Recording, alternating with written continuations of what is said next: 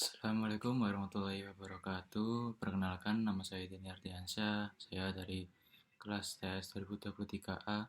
Di sini saya akan memberikan jawaban tentang yang berkaitan dengan Pancasila. Untuk pertanyaan pertama yaitu jelaskan makna Pancasila sebagai pandangan hidup bangsa Indonesia dan beri contoh implementasinya. Maksud dari Pancasila sebagai pandangan hidup itu artinya kita menjadikan Pancasila sebagai pedoman di setiap hal yang kita lakukan. Jadi, sikap kita sebagai warga negara Indonesia juga harus mencerminkan nilai-nilai yang ada pada setiap butir Pancasila. Yang pertama ada nilai ketuhanan. Yang contoh pertama, meyakini adanya Tuhan yang Maha Esa dengan sifat-sifatnya yang maha sempurna. Yang kedua, bertawakal terhadap Tuhan yang Maha Esa dengan cara menjalankan semua perintahnya sekaligus menjauhi segala larangannya. Yang ketiga, saling menghormati dan menoleransi antar pemeluk agama yang berbeda-beda. Yang keempat, menjaga kebebasan bersama, menjalankan ibadah sesuai dengan agama dan kepercayaan masing-masing.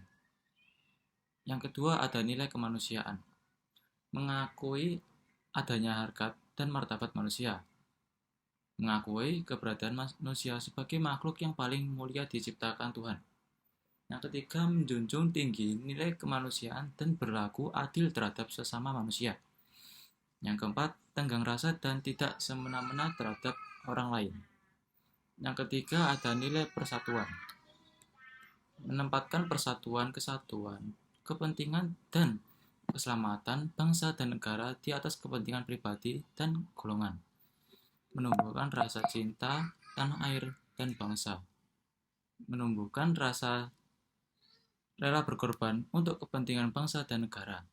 Yang terakhir, mengakui keberagaman suku dan budaya bangsa serta mendorongnya ke arah persatuan dan kesatuan. Yang keempat, ada nilai kerakyatan, yaitu sila keempat.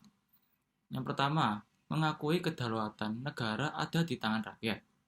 Mengakui manusia Indonesia sebagai warga masyarakat dan warga negara punya kedudukan, hak, dan kewajiban yang sama. Yang ketiga, bermusyawarah untuk mencapai mufakat untuk hal-hal yang menyangkut kepentingan bersama dengan diliputi semangat kekeluargaan. Yang keempat, mengutamakan kepentingan negara dan masyarakat daripada kepentingan pribadi atau golongan. Yang terakhir, mengutamakan musyawarah dalam setiap pengambilan keputusan. Yang kelima, ada nilai keadilan. Pertama, berlaku adil pada semua orang sesuai hak dan kewajibannya. Yang kedua, merawat keseimbangan hak dan kewajiban diri sendiri. Yang ketiga, menghormati hak-hak orang lain dan memberikan pertolongan pada orang yang membutuhkan secara adil. Yang keempat, yang kelima, mengembangkan perbuatan-perbuatan yang terpuji, yang mencerminkan sikap dan suasana kekeluargaan dan gotong royong, serta mendukung kemajuan dan pembangunan bangsa, baik material maupun spiritual. Yang pertanyaan kedua, sejarah mencatat bahwa Belanda menguasai Indonesia kurang lebih 3,5 abad. Sebenarnya sudah banyak perjuangan yang dilakukan bangsa Indonesia untuk mengusir penjajah dari bumi Nusantara. Namun perjuangan tersebut tidak berhasil. Coba jelaskan apa yang menyebabkan perjuangan bangsa Indonesia tersebut tidak berhasil.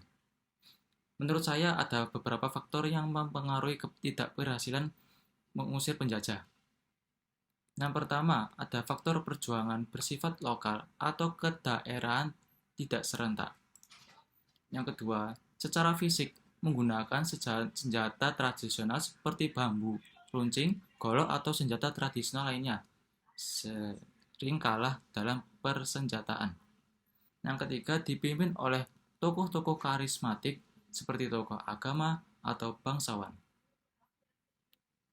Yang keempat, bersifat sporadis atau musiman. Yang terakhir, efektifnya politik adu domba atau divide intempore. Perlawanan tersebut tidak menampakkan hasilnya, bahkan selalu gagal dan dapat diberantas oleh penjajah. Pada waktu itu, mereka berjuang bukan untuk Indonesia merdeka, tapi bagaimana cara untuk mengusir penjajah dari daerahnya, sehingga mereka dengan mudah bisa diadu dombakan oleh penjajah. Korban pun banyak berjatuhan di pihak Indonesia. Menjelang akhir abad ke-19, kehidupan rakyat Indonesia tidak membaik. Sistem tanah paksa masih terus berjalan dan rakyat semakin maju menderita. Dalam buku Sejarah Indonesia Modern 12002008 tahun 2008, karya Merle Kelvin Ratcliffe, Portugis merupakan negara pertama yang datang ke Indonesia. Sebelum masuk ke Indonesia, Portugis mampu menaklukkan dan menguasai Malaka pada tahun 1509. Dipimpin oleh Alfonso de Albuquerque, Portugis dapat menguasai Malaka pada tanggal 10 Agustus tahun 1511. Pertanyaan selanjutnya yaitu, setelah Pancasila berhasil dirumuskan, BPUPKI membentuk Panitia 9 dan bersidang pada tanggal 22 Juni tahun 1945 yang pada akhirnya menghasilkan Piagam Jakarta. Namun Piagam Jakarta ini menuai pro dan kontra antara golongan nasionalis dan agamis. Coba ceritakan apa permasalahan yang menjadi pro dan kontra tersebut dan bagaimana solusi dari masalah tersebut. Permasalahan yang menjadi pro dan kontra antara golongan nasionalis dan agamis mengenai Piagam Jakarta adalah sebagai yang pertama, yaitu pro-nasionalis. Kemerdekaan nasional. Bagi golongan nasionalis, Piagam Jakarta dianggap sebagai langkah menuju kemerdekaan Indonesia. Perjanjian ini mengakui kedaulatan Indonesia meskipun dengan beberapa batasan dan membuka jalan bagi pengakuan internasional. Yang kedua, ada kontra-nasionalis. Kedaulatan terbatas. Beberapa golongan nasionalis mungkin merasa bahwa Piagam Jakarta memberikan kedaulatan terbatas kepada Indonesia dan ada ketidakpuasan terhadap sejumlah ketentuan dalam perjanjian tersebut. Yang selanjutnya yaitu pro-agamis. Perlindungan agama. Beberapa kelompok agamis mungkin melihat Piagam Jakarta sebagai dokumen yang memberikan perlindungan terhadap hak-hak agama dan kebebasan beragama di Indonesia. Selanjutnya, kontra-agamis. Kekhawatiran terhadap dominasi agama. Beberapa pihak mungkin khawatir bahwa Piagam Jakarta dengan penekanan pada aspek nasionalisme dapat membawa ke implikasi terhadap dominasi agama tertentu dalam urusan negara yang mungkin tidak selalu diinginkan oleh semua kelompok agama. Adapun solusi dari permasalahan tersebut yaitu pertama, yaitu dialog. Penting untuk memfasilitasi dialog antara kelompok nasionalis dan agamis guna mencapai pemahaman bersama mengenai tujuan nasionalis dan peran agama dalam negara. Yang kedua ada kompromi. Para pihak perlu bersedia untuk mencapai kompromi dalam isu-isu yang menjadi sumber ketegangan. Yang terakhir yaitu mempertahankan prinsip-prinsip demokrasi, yaitu solusi harus memastikan prinsip-prinsip demokrasi, hak asasi manusia, dan pluralisme tetap dihormati. Pertanyaan selanjutnya yaitu, jelaskan secara singkat proses terbentuknya nilai, norma, dan moral dalam bermasyarakat.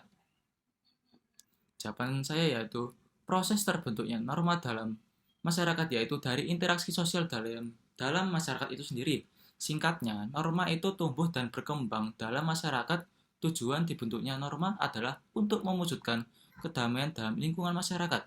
Kehadiran norma juga menjadi alat pelindung atas kepentingan manusia.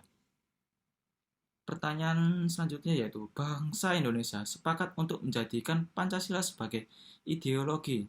Namun ternyata di masyarakat juga berkembang ideologi lain selain Pancasila seperti ideologi liberal, kapitalis, sosialis, sampai ideologi yang berbasis agama. Menurut Anda, bagaimana seharusnya kita memposisikan Pancasila sebagai ideologi dalam kehidupan berbangsa dan bernegara di tengah ideologi-ideologi lain yang juga berkembang di masyarakat? Pancasila sebagai ideologi bangsa berfungsi sebagai landasan untuk memahami dan menafsirkan dunia dan kejadian-kejadiannya dalam alam sekitarnya. Masih dalam buku yang sama dijelaskan bahwa ideologi ini membantu suatu negara dalam membuka wawasan yang memberikan makna dan menunjukkan tujuan dalam kehidupan bernegara. Pancasila merupakan ideologi terbuka. Ideologi terbuka adalah ideologi yang menjadi pandangan suatu bangsa. Pancasila sebagai ideologi terbuka mengandung tiga nilai Antara lain nilai dasar yaitu nilai yang tidak berubah sepanjang masa. Nilai instrumen yakni nilai yang bersifat dinamis sesuai dengan perkembangan zaman. Dan nilai praksis yaitu nilai yang dilaksanakan secara nyata. Sekian dari saya. Wassalamualaikum warahmatullahi wabarakatuh.